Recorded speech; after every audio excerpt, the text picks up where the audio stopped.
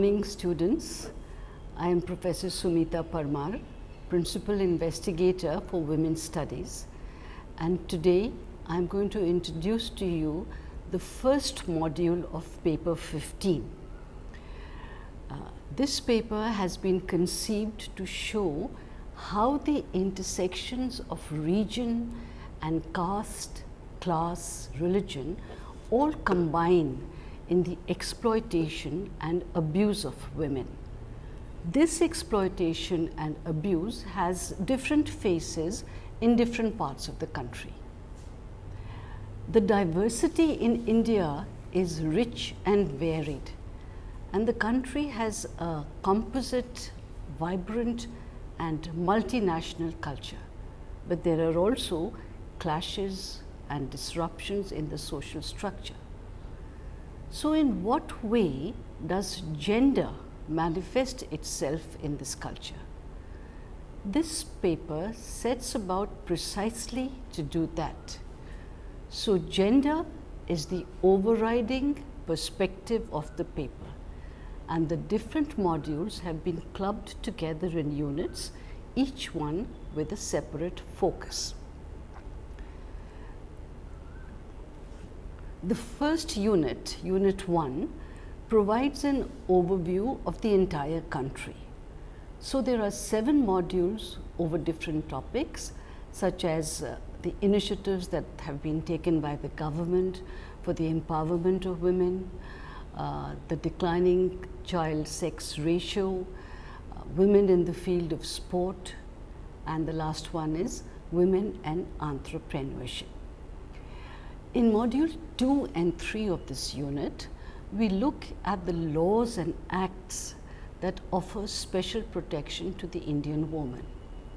Besides Article 14, 15, 16 and 21 of the Constitution, which give the right to equality, the right to life and equal protection before the law, there is a very special article, Article 15(3), that provides for discrimination in favor of women.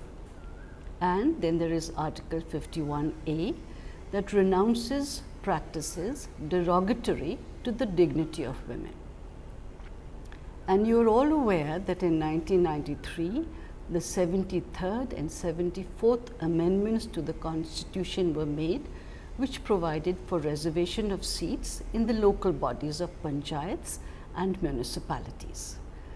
Not only these, there are several government schemes which have been undertaken to provide special help to women. For example, there is the Rashtriya Mahila Kosh, the Indra Mahila Yojana, the Balika Samriddhi Yojana, and these are just a few of them. So the modules critique these programs. They analyze the causes responsible for the deterioration of the position of women, the increase in sexual violence against them, and what these programs have done for the benefit of women. The next module is module 4, which looks at the world of sports and women. The module examines some of the problems that women face in the field of sports and how these can be addressed. Module number 5 and 6 are very important modules because they address the very crucial topic of the changing child sex ratio, commonly known as CSR. The module is accompanied by detailed maps that show the changing trends in the country. If you look at these maps, the picture that emerges is alarming, frightening actually, and it drives home the fact that son preference, the preference for sons in families, has caused the death of thousands of girls. The reasons for the son preference are actually culturally embedded, and they can only be addressed if there is a joint effort involving government, civil society and the media. The next module is module 7, which takes up initiatives that pertain to the world of business, and it is called Women and Entrepreneurship. Thus, this whole unit endeavors to give a bird's eye view, an overview of certain aspects of women's empowerment in the country. In Unit 2, the paper looks at the different forms of violence against women and girls in different parts of the country. What lies at the core of this violence are deep prejudices which are ingrained in the attitudes of people, and they have been nurtured through agencies like religion, like literature, like social norms for hundreds of years.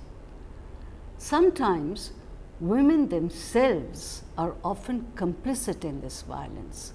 They become the perpetrators of this violence because they have been socialized by the very norms that disempower them. At other times, they are powerless to speak and they suffer in silence the abuse that happens to them. So the first module in this unit looks at the practice of witch hunting, which finds its roots among marginalized communities. In India, Assam and especially the Northeast have a long history of witch hunting and practicing witchcraft. During the last few years, many witches have been beheaded, and in 2011 alone, there were 116 cases that were registered against women. It has been found that Jharkhand and Rajasthan also have cases of witch hunting. In Module 9, we look at the subject of Sati.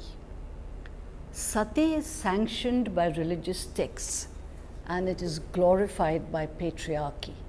In fact, in the Brahma Puran, it says it is the highest duty of the woman to immolate herself after her husband. What is incredible is that Sati still happens in India in our modern times, and the much publicized case of Roop Kanwar brought this into the limelight. So this module looks at the history and the practice of Sati. Module 10. Module 10 reveals the close connection between honor killings and cup panchayats. Actually, in earlier times, cups were liberal and forward-looking, and they were helpful to people. But in recent times, they have assumed a more negative role. One important factor for their continuance is that they are the poor man's court, giving quick justice without him having to resort to the judicial system, which we all know is not just time consuming but also very expensive. Although they have been banned, they continue to wield a lot of power, and people are afraid because of the social boycott that they are able to inflict.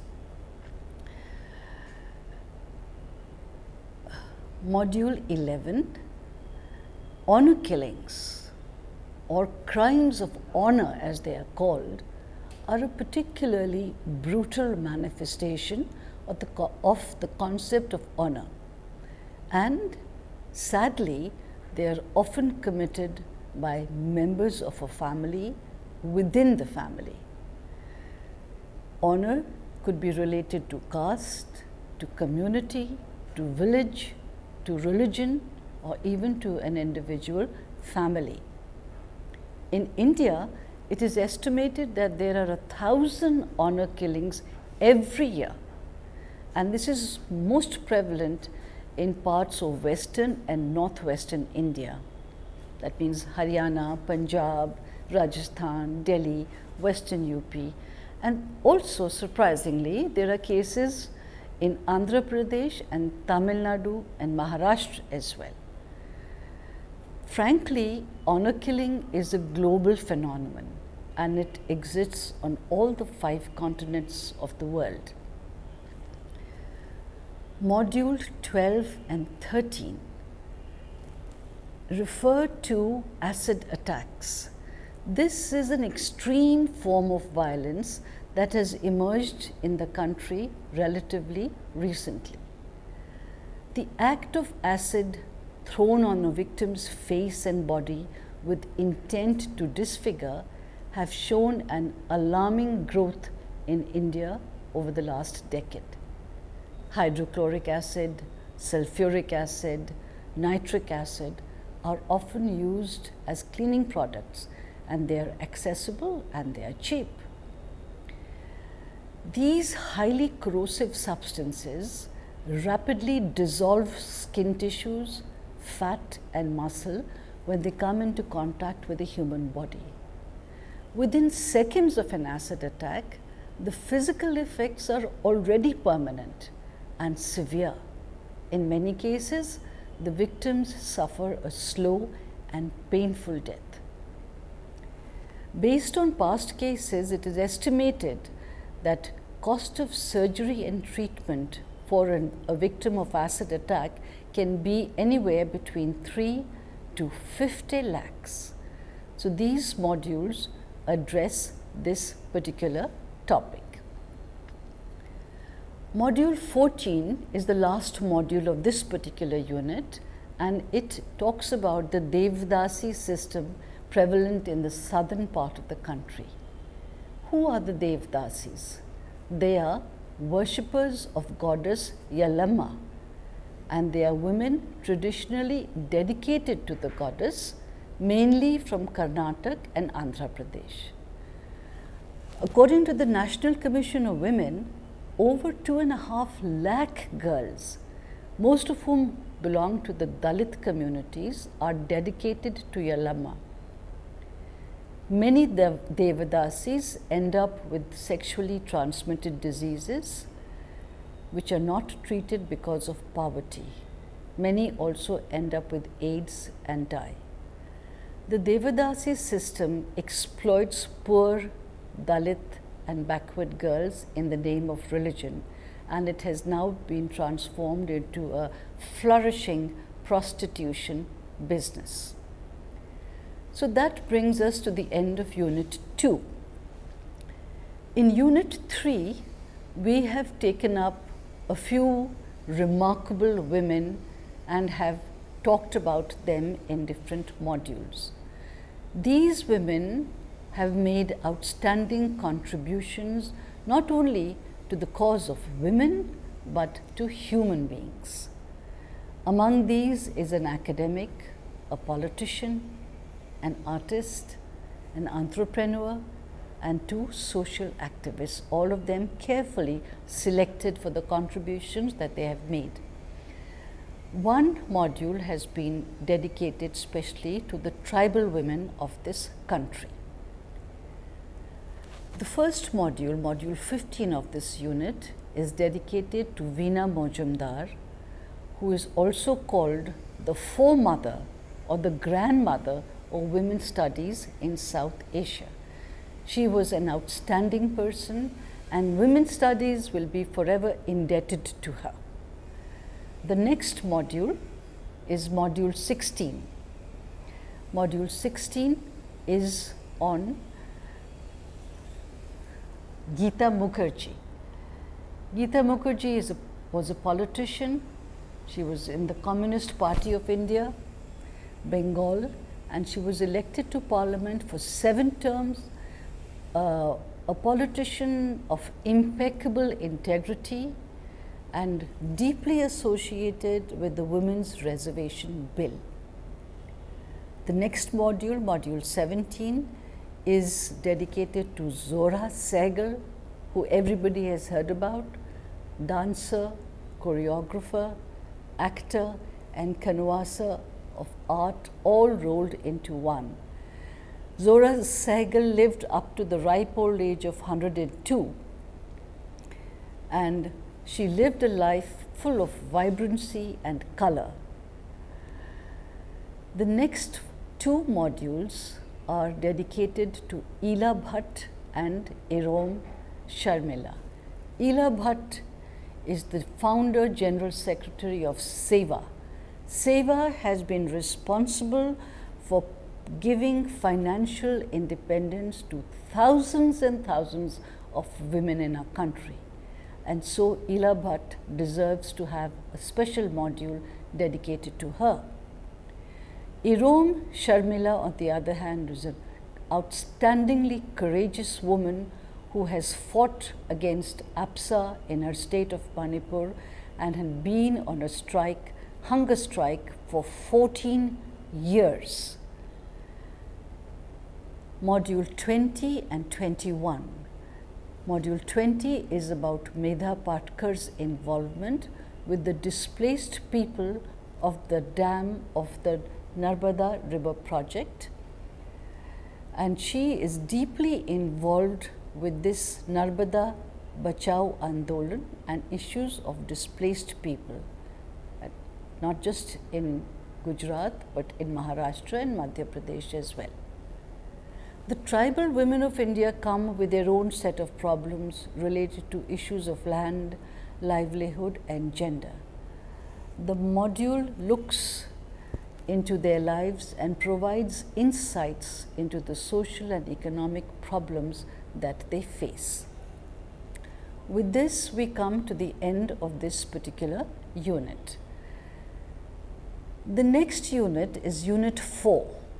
Unit 4 of the paper casts its eye on selected areas of the country where, because of the intersection of politics, regional problems and pervasive patriarchal attitudes regarding gender-specific situations, women have had a specially raw deal.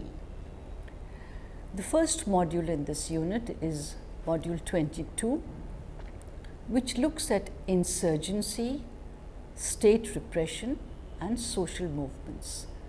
Women have played a significant role in these movements to carve out a space for themselves, for self-determination and autonomy, but at the same time they have been victims at the receiving end of violence, both by militant groups as well as the security forces indulging in transgressions. Module 23 is about the peasant women in Singur. In order to defend their land, they even were willing to sacrifice their lives. And the module comments about the complexities and intersections of gender and what constitutes the Nandigram story. Module 24 is about Manipur and APSA.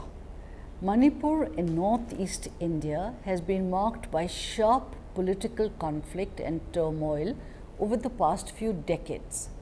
The women of Manipur have been center stage in all the activities and the public protests that have taken place, and the module on Manipur describes the fight of these women against AFSPA. In Module 25, the question of caste is dealt with. Caste looms large on the horizon in the state of Uttar Pradesh. The module examines the intersection of caste and gender and highlights how women become instruments through which the social system replicates itself and systemic inequality is maintained. Now we go on to the next modules, Module 26 and Module 27. In Module 26, although the government lays responsibility on Anganwadi workers for their poor performance, they themselves have a different story to tell. And the model suggests ways that the performance of such a significant scheme can improve. Module 27 is focused on Kashmir. So mesmerized was the Mughal Emperor Jahangir with the beauty of Kashmir that he came up with this famous quotation, Agar Firdaus ban rohi zameen ast, hameen asto, hameen asto, hameen asto, which means if there is a paradise on earth, it is this, it is this, it is this. This module addresses the present situation in Kashmir vis-a-vis the women of Kashmir and how they have been having to face problems for the past few decades. The module also provides a socio-historical context and background to help you understand the situation. Module 28. ASHA workers are the backbone of rural health care for women and infants. They have a number of tasks, including motivating women to give birth in hospitals, bringing children for their shots, encouraging family planning, and many other responsibilities.